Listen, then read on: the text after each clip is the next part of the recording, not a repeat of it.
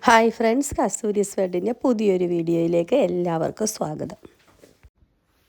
ചെട്ടികുളങ്ങര ക്ഷേത്രത്തിലെ കുംഭഭരണി ഉത്സവവുമായിട്ട് ബന്ധപ്പെട്ട ഒരു ഐതിഹ്യമാണ് കൊഞ്ചുമാങ്ങ കറിക്ക് പിന്നിലുള്ളത്. ഘോഷയാത്ര കാണാൻ പോയാൽ എൻ്റെ അടുപ്പത്ത് വെച്ചിരിക്കുന്ന കറി കരിയുമോ എന്ന് വീട്ടമ്മ ഭയന്നു. എന്നിട്ട് ദേവിയോട് പ്രാർത്ഥിച്ചു, ഞാൻ ഘോഷയാത്ര കാണാൻ പോയാലും എൻ്റെ കറി കരിഞ്ഞു പോകല്ലേ എന്ന് പ്രാർത്ഥിച്ചു. ദേവി ആ വീട്ടമ്മയുടെ പ്രാർത്ഥന കേൾക്കുകയും ഘോഷയാത്ര കഴിഞ്ഞ് മടങ്ങി വന്നപ്പോഴും ആ അമ്മയുടെ കറി കരിയാതെ അതുപോലെ തന്നെ ഇരുന്നു എന്നാണ് വിശ്വാസം.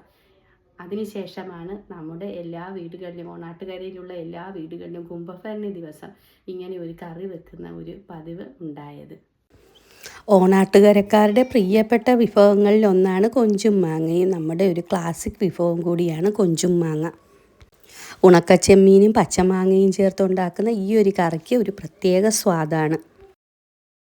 എല്ലാവരും കൊഞ്ചുമാങ്ങയൊക്കെ ഉണ്ടാക്കി നോക്കിയോ? നമ്മുടെ ഓണാട്ടുകരയിലെ മിക്ക വീടുകളിലും കൊഞ്ചുമാങ്ങ ഇന്നത്തെ ദിവസം ഒരു സ്പെഷ്യൽ വിഭവമാണ് കേട്ടോ.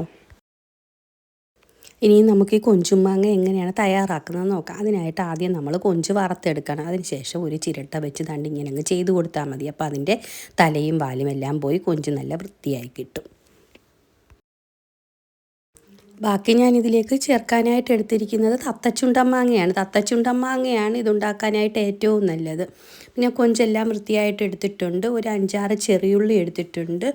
ഒരു മുരിങ്ങയ്ക്കയുടെ പകുതി, ഒരു 3-4 കഷ്ണം മാത്രമേ ഞാൻ എടുത്തിട്ടുള്ളൂ. പിന്നെ ബാക്കി എടുത്തിരിക്കുന്നത് 1 ടേബിൾ സ്പൂൺ മുളക് പൊടിയും 3/4 ടേബിൾ സ്പൂൺ മല്ലിപ്പൊടിയും ആവശ്യത്തിനുള്ള ഉപ്പും 1 പിഞ്ച് മഞ്ഞൾപ്പൊടിയുമാണ് എടുത്തിരിക്കുന്നത്. പിന്നെ ഒരു ചെറിയ കഷ്ണം ഇഞ്ചിയും ഒരു ചെറിയ കഷ്ണം വെളുത്തുള്ളിയും എടുത്തിട്ടുണ്ട്. ഒരു വലിയ പച്ചമുളകും കൂടെ എടുത്തിട്ടുണ്ട്. 1 കപ്പ് തേങ്ങ ചിരവാനായിട്ട് എടുത്തിട്ടുണ്ട്. 1 കപ്പ് എന്ന് പറഞ്ഞാൽ ഒരു തേങ്ങയുടെ പകുതി, അരമുറി ഭാഗമാണ് ഞാനിവിടെ എടുത്തിരിക്കുന്നത്. ഇനി നമ്മുടെ കൊഞ്ചുമാങ്ങയിലേക്ക് ചേർക്കാനുള്ള ചേരുവകളെല്ലാം നമുക്കൊന്ന് അരച്ചെടുക്കാം. അതിനായിട്ട് അരമുറി തേങ്ങയും മുളക് പൊടിയും മല്ലിപ്പൊടിയും മഞ്ഞൾപ്പൊടിയും ഉപ്പും വെളുത്തുള്ളിയും ഇഞ്ചിയും ചെറിയുള്ളിയും പച്ചമുളകും എല്ലാം കൂടെ മിക്സ് ചെയ്ത് നമുക്കൊന്ന് അരച്ചെടുത്തുകൊണ്ട് വരാം. അരയ്ക്കാൻ വേണ്ടി സ്വല്പം വെള്ളം കൂടി ഒഴിച്ചു കൊടുക്കണേ. ഞാനിവിടെ മൺചട്ടിക്കകത്താണ് കൊഞ്ചുമാങ്ങ ഉണ്ടാക്കുന്നത്. അങ്ങനെ ഉണ്ടാക്കുന്നതാണ് കൂടുതൽ ടേസ്റ്റ്. അതുകൂടാതെ തന്നെ ട്രഡീഷണലായ ഒരു രീതിയും ഇത് തന്നെയാണ്. അപ്പോൾ കഴുകി വൃത്തിയാക്കിയിരിക്കുന്ന കൊഞ്ച് ഇട്ട് കൊടുത്തിട്ടുണ്ട്. അതിനുശേഷം മാങ്ങ, മുരിങ്ങയ്ക്ക, കറിവേപ്പില എല്ലാം നമുക്ക് ഇട്ട് കൊടുക്കാം. ഇതെല്ലാം ഇട്ട് കൊടുത്തതിന് ശേഷം നമ്മൾ അരച്ചുകൊണ്ട് വെച്ചിരിക്കുന്ന ചേരുവയുണ്ടല്ലോ, അതും കൂടി അങ്ങ് ഇട്ട് കൊടുക്കുകയാണ്. ഞാനിപ്പോൾ ഈ ഒരു രീതിക്കാണ് ഉണ്ടാക്കുന്നത്. അതല്ല, നമുക്ക് ഈ ഒരു മുരിങ്ങയ്ക്കായും മാങ്ങായും കൊഞ്ചും ഇതെല്ലാം ഒന്ന് 3/4 ഭാഗത്തോളം അല്ലെങ്കിൽ ഒരു പകുതി ഭാഗത്തോളം വെന്തതിന് ശേഷം ഈ ചേരുവകൾ ചേർത്ത് നമുക്ക് വേവിച്ചെടുക്കാം. ഈ 2 രീതിയിൽ നമുക്ക് ഉണ്ടാക്കിയെടുക്കാൻ പറ്റും. ആവശ്യത്തിന് വെള്ളവും കൂടി ഒഴിക്കുകയാണ്. അതിനുശേഷം നമുക്കിതൊന്ന് മൂടി വെച്ച് വേവിച്ചെടുക്കാം.